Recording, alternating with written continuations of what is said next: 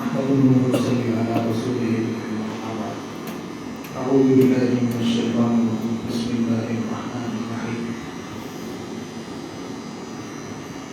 لقد جاءكم رسول من أنفسكم عزيز عليه ما عنتم حريص عليكم بالمؤمنين رؤوف رحيم. فإن تولوا فقل حسبي الله لا إله إلا هو عليه توكلت وهو رب العرش العظيم.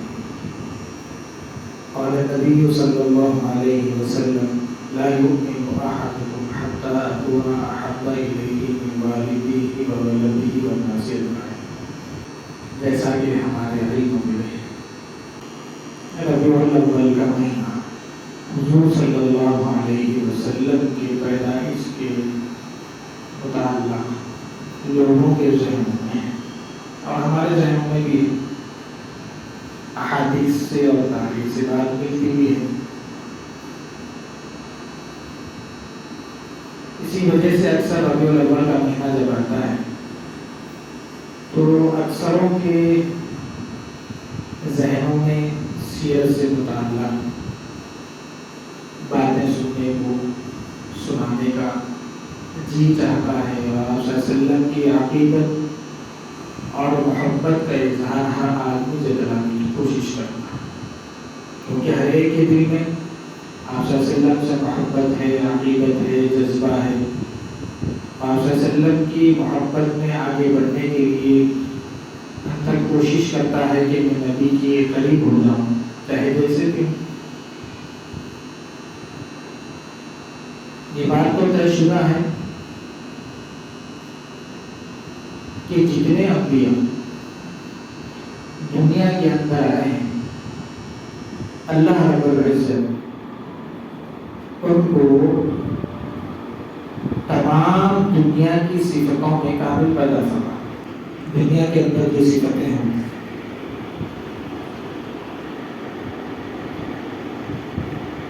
عقل کے اعتبار سے کامل العقل ہوتے ہیں.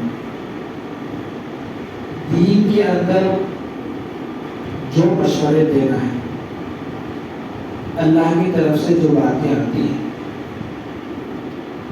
وہ تھوڑی بہت ادھر کیے ادھر کیے بغیر امت تک پوری پہنچانے کی ذمہ داری اور صلاحیت رکھتے ہیں اور ذمہ داری بھی کرتے ہیں. اور دنیا کے اعتبار سے اگر آپ کچھ مشورہ لینا چاہیں تو وہ اچھے طریقے سے امت کی رہبری بھی کرنے کی صلاحیت رکھتے ہیں. مثال کے طور پر اگر کوئی آدمی کسی آدمی کے پاس چلا جائے جس کا وہ تجربے کا ہے،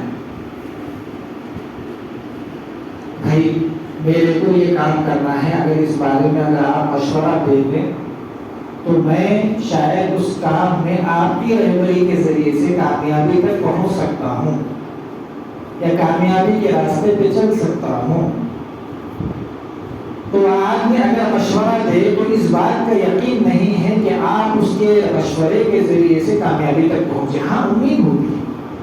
بھائی ایک تجربے کار ہے، تجارت میں آپ کسی چیز کی تجارت کے بارے میں مشورہ لیتے ہوں یا کسی ہنر کے بارے میں مشورہ لیتے ہوں یا کسی اور ڈیولپمنٹ کے بارے میں مشورہ لیتے ہوں یا کسی اور کے سلسلے میں مشورہ لیتے ہوں، ملازمت کے بارے میں مشورہ لیتے ہوں، جس کا جو ماہر ہے اگر اس کے ذریعے سے آدمی مشورہ لے اور وہ مشورہ اس کو دے، بھائی ایسا نہیں کرنا، یہ روٹ سے جانا، ایسا نہیں کرنا، اگر یہ راستے سے اگر یہ تعلیم حاصل کرے، یہ ہنر حاصل کرے، دنیا کے اندر فی الوقت یہ ماحول چل رہا ہے، جو اس کے اندر وہ مشورہ لینا چاہتا ہے اور اس کا جو ماہر ہے اس سے مشورہ لینے کے بعد اس کو یہ امید ہو جاتی ہے کہ میں کام میں کامیاب ہو سکتا ہوں. اس کو ایک امید ہے، یقین نہیں کہ میں کامیاب ہو سکتا ہوں. اب یہ اس کی محنت ہے، اس کا ذہن ہے کہ راستے پر چل کر اس کے اندر کامیابی حاصل کرے. مشورہ تو لینا تھا، لے لیا.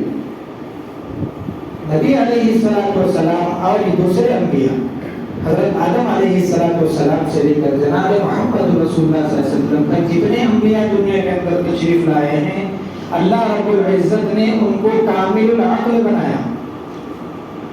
وہ دین کی فراست کو بھی جانتے ہیں، دنیا کی بصیرت کو بھی جانتے ہیں. دیکھیے مدینہ منورہ کا ایک مقام ہے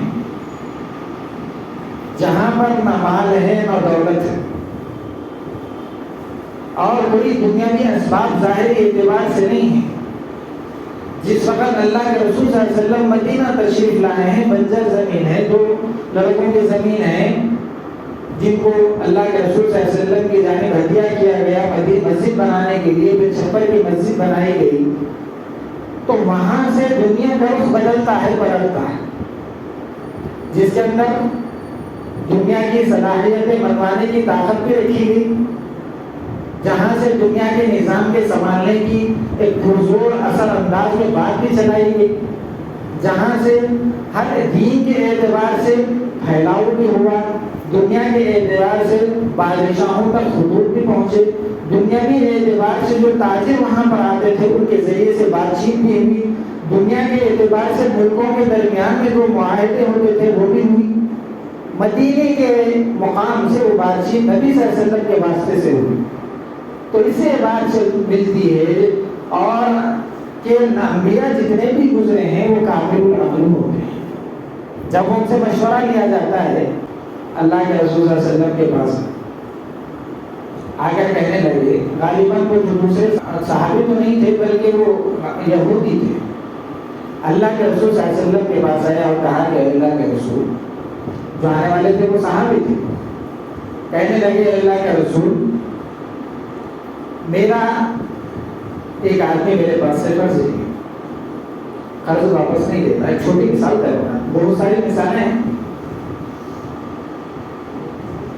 اللہ کے رسول صلی اللہ علیہ وسلم نے فرمایا پوچھ، کہا کہ اللہ کے رسول ہر تدبیر میں نے اختیار کی ہے مگر وہ تجھے قرضہ واپس نہیں کرتا۔ تو اللہ کے رسول صلی اللہ علیہ وسلم نے کہا اس کے انداز تکلم کو، چونکہ بصیرت اور فراست نبیوں کی بہت اونچی ہوتی ہے، تو نبی نے فرمایا کہ ہو سکتا ہے میرے سمجھانے کے بعد بھی وہ نہ دے، تو ایسا کر کے میں راستے پہ تو بیٹھ جاؤں جہاں پر بڑے لوگ جو تجارت کرنے والے ہیں یا اس سے تعلق رکھنے والے ہیں یا اس کے رشتے دار ہیں، جہاں سے گزر ہوتا ہے وہاں پر بیٹھ جاؤں۔ لوگ پوچھیں گے کہ وہ تو اتنا مصروف آدمی ہے، یا تو تعلیم حاصل کرتا ہے یا ہنر حاصل کرتا یا تجارت میں مشغول رہتا، خالی کیوں بیٹھا ہوا؟ تو یہ کہہ دینا کہ بھائی میرا ایک آدمی قرض لیا ہوا ہے، واپس نہیں کرتا، اور ٹالتا نہیں۔ صبح سے شام تک جتنے لوگ ان سے ملاقات کرتے رہے سب کو یہ سناتے رہے، تو لوگ جتنا کو یہ بولے وہ لوگ جا کے ان سے ملاقات کریں کہ بھائی ایسا ایسا ایک صاحب راستے پر بیٹھے ہوئے ہیں اور یہ کہتے ہیں کہ آپ ان قرض لیے ہیں اور واپس آپ نہیں کرتے اور وقت ٹلاتے رہتے ہیں، تو فوراً وہ بے چین ہو کر کہ بھائی سارے شہر میں بات پھیل گئی لہذا قرض واپس کر دیں۔ تو نبی جو مشورہ دیتا ہے دنیاوی اعتبار سے وہ کامل العقل ہوتا ہے۔ چھوٹی سی بات لے لیجیے، آپ معاشرتی، ازدواجی، اخلاقی اور جو بھی آپ کاروباری اعتبار سے مشورہ لینا چاہتے تھے، وہ نبی علیہ السلام سے مشورہ لینے کے بعد، اللہ کے نبی صلی اللہ علیہ وسلم کے مشورے پر عمل کرنے کے بعد اکثر صحابہ رضوان اللہ علیہ اجمعین اس کے اندر کامیابی حاصل کرتے ہیں۔ تو کسی نبی کو بھی اللہ رب العزت نے کم عقل والا نہیں بنایا، کامل العقل، دین کے اعتبار سے بھی کامل العقل، دنیا کے نظام کے اعتبار سے بھی کامل العقل۔ بھائی آدمی جو صلاحیت رکھتا ہے نا، سامنے والے سے جو بات کرتا ہے نا، اسی اعتبار سے سامنے والا بات کرتا ہے۔ مثال کے طور پر اگر آپ چھوٹے تاجر ہیں، اگر وزیر اعظم آ گیا تو آپ بات کرنے کی صلاحیت نہیں رکھ سکتے، چونکہ اگر کوئی بڑا تاجر ہے، ایک آدمی ہے، ہنرمند ہے یا کوئی چھوٹا موٹا کاروبار کرنے والا ہے، وہ بڑے تاجر سے آپ ڈسکس نہیں کر سکتے، چونکہ آپ کو تعلقات ہونا پڑتا ہے، وفود کے آنے جانے کا معاملہ ہونا پڑتا ہے، اور حالات کیا چل رہے ہیں اس کا آپ کو علم ہونا پڑتا ہے۔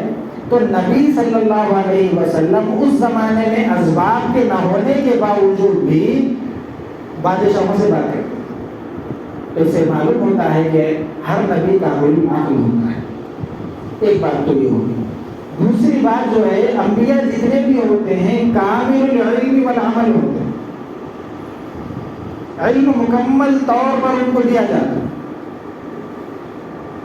ایسا نہیں ہے کہ دنیا کے نظام کے اعتبار سے نبی کو یہ علم نہیں ہے. اللہ کو جتنے انبیاء دنیا کے اندر بھیجے ہیں اس زمانے کے اعتبار سے جس علاقے میں نبی آئے ہیں اس زمانے کے اعتبار سے ان حالات کو مد نظر رکھتے ہوئے دنیا کا علم بھی اللہ رب العزت نے نبیوں کو دیا. حضرت عیسیٰ علیہ السلام کے زمانے میں اکثر طبیب حضرات ہوتے تھے کہ بھئی دوائی دے دیے اور بیماروں کو اچھا کر دیے. یہاں تک کہ ایک رسول حکیم گزرا ہے اور جالینوس بھی گزرا ہے تو ان کے بارے میں آتا ہے کہ مریض کی جب بات سنتے تھے تو فوراً دوا دے دیتے تھے, سہنا دیکھنے کی کوئی ضرورت نہیں پڑتی. تو جب حضرت عیسیٰ علیہ السلام جب اس زمانے میں تشریف لائے تو اللہ رب العزت نے ان کو طب کا علم بھی دیا. کیسا علم دیا؟ تو یہ تو مریضوں کو ٹھیک کرتے تھے لیکن حضرت عیسیٰ علیہ السلام کو اللہ رب العزت نے مردوں کو زندہ کرنے کا علم دیا. دنیا کے اندر نبی کسی طریقے سے اور کسی راستے سے عاجز نہ ہے.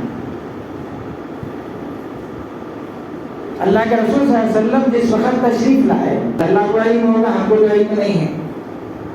ان کو علم ہوگا کہ بھائی بعد والے چاند تک پہنچ سکتے ہیں, بعد والے آسمانوں پر اڑ سکتے ہیں, علموں میں ہوگا نا, آسمان تک جا سکتے ہیں, چاند پر پہنچ سکتے ہیں اور دوسرے ایسے اسباب اختیار کر سکتے ہیں. اگر پہلے کے زمانے کے لوگوں کو اگر اس کا علم ہو تو یقین نہ کریں. لیکن اللہ کے رسول صلی اللہ علیہ وسلم کی چونکہ نبوت قیامت تک آنے والی ہے کہ جو امت بھی کرے گی وہ نبوت کے دائرے میں ہوگی, اس سے پہلے اللہ کے رسول صلی اللہ علیہ وسلم کو آپ کی حیات میں اللہ نے عرش کے اوپر بلایا. دنیا کے اندر علم کے اعتبار سے نبی عاجز نہیں. سامنے والا چاہے دنیاوی اعتبار سے جیسا بھی علم رکھتا ہو تو نبی اس کے مقابلے میں اونچا ہوتا ہے. شاید میری بات آپ سمجھ رہے ہوں. اور عمل کے اعتبار سے بھی نامکمل اور ناقص نہیں ہوتا. ایسا نہیں ہے کہ بھئی ایک نبی تو ایک بات بتا رہا ہے کہ آپ 5 ٹائم کی نماز پڑھو, روزہ رکھو, زکوٰۃ ادا کرو اور دین کے اور اسلام کے جو ارکان دوسرے ہیں وہ اختیار کرو, اور نبی اس پر عمل نہیں کرتا, صرف بتا رہا ہے. ایسا نہیں ہوتا. بلکہ جو بھی نبی نے ہم کو دین پیش کیا ہے وہ عملی طریقے پہ پیش کیا. یہاں تک کہ بعض صحابہ رضوان اللہ علیہ مجمعین کو اللہ کے نبی کو دیکھتے ہوئے ان کے اندر ایک لگن اور جستجو پیدا ہو گئی تھی کہ ہم نبی کی طرح عبادت کریں گے, نبی کی طرح زندگی گزاریں گے. اللہ کے رسول صلی اللہ علیہ وسلم کو یہ جب بات معلوم ہوئی کہ بعض صحابہ نے منت مانی ہے کہ اللہ کے رسول صلی اللہ علیہ وسلم کئی روز تک کھانا نہیں کھاتے اور رات رات بھر عبادت کرتے ہیں اور ایسے مجاہدے کرتے ہیں, قربانیاں دیتے ہیں, تو بعض صحابہ نے منت مانی ہے کہ ہم بھی نبی کی طرح زندگی گزاریں. آپ صلی اللہ علیہ وسلم فوراً بلا کے کہنے لگے, ارے بھائی آپ کے اندر جو طاقت اور قوت دنیاوی اعتبار سے ہے وہ میرے مقابلے میں بہت کم ہے. میں جیسا روزہ رکھ سکتا ہوں, میں جیسا فاقہ کر سکتا ہوں, تم لوگ فاقہ نہیں کر سکتے, اس لیے کہ مجھے رزق پہنچا دیا جاتا ہے. اب وہ پہنچانا کس طرح ہے وہ اللہ کو معلوم. مجھے رزق پہنچا دیا جاتا ہے, وہ پہنچانا کیسا ہے وہ اللہ کو معلوم ہے, اور مجھے وہ طاقت عطا کی گئی ہے اور تم نے وہ طاقت عطا نہیں ہوئی. اس لیے میں جو مختصراً تم کو جو بتلا رہا ہوں اسی پر اکتفا کرتے ہوئے استقامت کے ساتھ عمل کرنا. پہلی بات تو یہ بتایا کامل العقل ہوتا ہے نبی. انبیاء جتنے بھی گزرتے ہیں کامل العقل, عقل کے اعتبار سے چاہے دنیاوی نظام کے سنبھالنے کے اعتبار سے ہو, چاہے دین کی بات پہنچانے کے اعتبار سے ہو, ذرا کمی نہیں کرتے. دوسری بات جو بتایا بھائی کامل العلم والعمل ہو, علم کے اعتبار سے بھی مکمل. دنیا کے اندر قیامت تک جو آ رہے ہیں, آنے والے جو 1400 سال سے اب تک, اب سے لے کر قیامت تک جتنے لوگ علم والے ہوں گے اور جو لوگ نئے نئے ایجادات اپنے عقل کے ذریعے سے کریں گے اور جو اپنے عقل کے اعتبار سے نئے نئے ہنر ایجاد کریں گے وہ سب نبی کے سامنے کم رہیں۔ جیسے ایک موٹی مثال میں دیا کہ سب سے اہم اور سب سے بڑا کام ہمارے ملک کا چاند پر پہنچنا ہے، لیکن اللہ کے نبی کو تو عرش پر بلائے، آسمان تک بھی نہیں پہنچے نا، یہ تو چاند پر پہنچے۔ جو ہوا میں معلق سیارے ہیں، اب یہ چاند جو ہے آسمان تک نہیں ہے، یہ ہوا میں معلق جو سیارے ہیں وہ چاند کہلاتا ہے، بعض روشنیاں۔ اسی طرح نبی جو ہوتا ہے وہ کامل الحسن رہتا ہے، خوبصورتی کے اعتبار سے بھی اونچے اور اعلیٰ درجے کا رہتا ہے، اعضاء کے اعتبار سے نامکمل نہیں رہتا، کسی نبی کے اندر کوئی عیب نہیں رہتا، مکہ ہے، لنگڑا ہے، لولا ہے، ایسا نہیں۔ حضرت موسیٰ علیہ السلام کے بارے میں اگر آپ کو اشکال پیدا ہو تو وہ پیدائشی نہیں تھے، ان کو آزمائش کے طور پر وہ سب کیا گیا تھا۔ تو حسن خوبصورتی کے اعتبار سے نبی انبیاء جو ہوتے ہیں وہ اونچے درجے کے ہوتے ہیں۔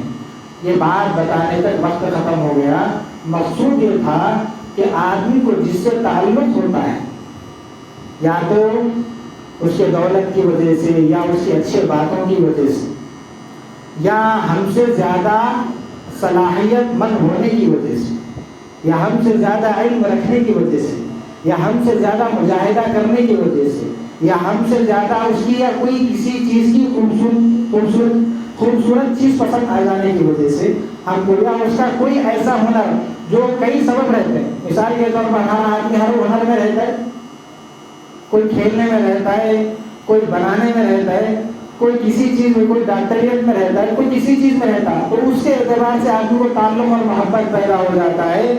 تو انبیاء کے اندر خصوصیت کے ساتھ نبی علیہ السلام کے اندر یہ صفت موجود ہے۔ تو آدمی کسی لائن کے اعتبار سے بھی نبی کو بلکہ انبیاء کو ناقص نہیں پا سکتا۔ حسن کے اعتبار سے، خوبصورتی کے اعتبار سے بھی انبیاء مکمل ہوتے ہیں، یہاں تک کہ خوبصورتی کے واقعات اتنے ملتے ہیں۔ ایک مرتبہ جیسے حضرت عائشہ فرماتی ہیں کہ کوئی چیز ہم کو روشنی کی نہ ملتی تو ہم اللہ کے رسول صلی اللہ علیہ وسلم کے چہرے کی روشنی کو کاٹ کر لیتے تھے۔ ایک موٹی قسم، آپ کے جسم سے نکلنے والا پسینہ اتنا خوشبودار ہوتا تھا کہ اس کے ذریعے سے شفا بھی ملتی تھی، خوشبو بھی ملتی تھی۔ یہ چیزیں ہوتی ہیں، تو اسی وجہ سے فرمایا کہ آدمی کو جیسا دنیاوی اعتبار سے تعلقات ہوتے ہیں، نبی اور انبیاء کے اندر وہ چیزیں مکمل طور پر موجود ہوتی ہیں۔ اب چاہے جس اعتبار سے نبی سے محبت کرو، تو نبی نے فرمایا میرا جو تعلق والا ایک صحابی اللہ کے رسول صلی اللہ علیہ وسلم کے پاس آئے، فرمانے لگے اے اللہ کے رسول ہم تو دنیا کے اندر آپ کے ساتھ ہیں، اٹھتے بیٹھتے ہر وقت ساتھ ہیں اور کھاتے پیتے ہر وقت ہم جب چاہیں آپ کی زیارت کر سکتے ہیں، آپ کا دیدار کر سکتے، لیکن جنت میں آپ کا درجہ تو اونچا ہو جائے گا، ہم وہاں آپ کا دیدار کیسے کریں گے؟ ہم آپ کا دیدار وہاں کیسے کریں گے؟ اللہ کے رسول صلی اللہ علیہ وسلم نے فرمایا المرء مع من احب، جو آدمی دنیا کے اندر جس سے محبت کرتا ہے آخرت میں اسی کے ساتھ ہوگا۔ صحابہ رضوان اللہ علیہ اجمعین کہنے لگے ہم کو اس حدیث کے بعد جیسے ایمان کے لانے کے بعد خوشی ہوئی تھی اور اللہ کے رسول صلی اللہ علیہ وسلم بشارتیں سنانے کے بعد خوشی ہوئی تھی، یہ حدیث کے سننے کے بعد ہم کو اس سے زیادہ خوشی اور نہیں۔ تو اسی وجہ سے محبت کے کئی راستے ہیں۔ اللہ کے رسول صلی اللہ علیہ وسلم نے فرمایا محبت کا راستہ اصل اور میرے قریب ہونے کا راستہ اصل وہی ہے جو میں نے بتایا ہے۔ اور سب سے پہلے اللہ کے رسول صلی اللہ علیہ وسلم نے فرمایا نماز کا قرۃ عینی فی الصلاۃ، نماز میری آنکھوں کی ٹھنڈک ہے، نماز میری آنکھوں کی ٹھنڈک ہے، یہاں تک کہ اللہ کے رسول صلی اللہ علیہ وسلم دنیا سے پردہ فرما رہے ہیں، آخری خطبہ دے رہے ہیں، اس وقت بھی اللہ کے رسول صلی اللہ علیہ وسلم خطبے میں یہی فرما رہے ہیں الصلاۃ الصلاۃ وما ملکت ایمانکم، نماز کی پابندی کرو۔ شاید اللہ کے رسول کو علم تھا ہوگا، ایک بھی حدیث صحابہ کے زمانے میں ایسی نہیں ملتی۔ دیکھو بعض حدیثیں ایسی ملتی ہیں کہ ایک صحابی سے خطا امت کو سبق دینے کے لیے چوری ہو گئی، ایک صحابی سے زنا صادر ہو گیا، ایک صحابی، لیکن ایک صحابی سے بھی ایسی روایت نہیں ملتی تقریباً 1,50,000 کہ ایک صحابی نے بھی عمدن نماز چھوڑا، ایک روایت نہیں ملتی۔ اللہ کے رسول کو شاید اس کا علم پتہ ہوگا کہ میری امت آگے چل کر سب سے زیادہ نماز کو چھوڑنے والی ہوگی، تو اس وجہ سے اللہ کے رسول نے اس کے اوپر بہت زور دیا۔ جیسے میں دو دن پہلے ہوئی رات میں بلال نے جمعرات میں اس وقت بھی بتایا تھا کہ سب سے اہم کام اللہ کے رسول صلی اللہ علیہ وسلم سے محبت کا جو ہے، اللہ کے رسول صلی اللہ علیہ وسلم کی بتائی ہوئی باتوں پر عمل بھی کرنا ہے۔ دوسرا یہ کہ درود شریف کا اہتمام بھی کرو، درود شریف کا اہتمام بھی کرو۔ جیسے ہم اعمال کرتے ہیں اور کسی کے پاس ہدیہ لے جاتے ہیں، اللہ کے رسول صلی اللہ علیہ وسلم کے پاس یہ ہدیہ پہنچتا ہے، اس کے ہدیہ پہنچنے سے اللہ کے رسول بھی خوش ہوتے ہیں۔ اللہ خود فرما رہے ہیں کہ اگر کوئی بندہ نبی کے اوپر درود بھیجتا ہے تو نبی تو خوش ہوتے ہی ہیں، میں بھی خوش ہوں۔ درود پڑھو۔ حضرت مولانا رشید احمد گنگوہی رحمۃ اللہ علیہ بہت بڑے عالم دین گزرے ہیں، انہوں نے کہا کہ ہر امتی کے اوپر ضروری ہے روزانہ کم سے کم 300 مرتبہ درود شریف پڑھو۔ خالی دعوے کرنے سے نبی کی محبت ظاہر نہیں ہوگی، عمل سے محبت ظاہر ہوگی۔ دعوے کرنے سے نبی کی محبت ظاہر نہیں ہوگی، عمل سے محبت ظاہر ہوتی ہے۔ عمل کرنا، جو عمل کرے گا وہ اتنا قریب ہوگا، جو صرف دعوے کرے گا اور مصیبت جو دوست ہوتا ہے، میں میرا دوست ہوں، میرا تعلق والا ہوں اور میں تیرے سے بہت محبت کرتا ہوں، ساری جب مصیبت پڑ گئی چلے گیا، آدمی کے دل پہ رہتا ہے دور کا کام کے وقت چلا گیا، تو دعوے سے آدمی قریب نہیں ہوتا، بول سے آدمی قریب نہیں ہوتا، عمل سے آدمی قریب ہوتا ہے۔ اسی وجہ سے خصوصیت کے ساتھ سب سے پہلے نماز کا اہتمام کرے۔ دوسری بات یہ ہے کہ درود شریف کا اہتمام کرے، چلتے پھرتے کم از کم روزانہ 300 مرتبہ درود شریف کا اہتمام کر لے، اور اس نیت سے کر لے کہ اے اللہ ہم تو آپ کے نبی سے محبت کرتے ہیں، یہ ہمارا چھوٹا اور بالکل ایک ہمارے طرف سے عاجزانہ تحفہ ہے، اس کو آپ قبول کر لیجئے اور ہم کو قیامت کے دن آپ کے نبی کے سامنے شرمندہ ہونے سے بچا لیجیے۔ شاید اللہ تعالیٰ اس کی تو پھر ہمارے دنیا بھی بنا دے، آخرت بھی بنا دے۔ اللہ تعالیٰ ہم کو عمل کی سمجھ کی توفیق نصیب فرمائے۔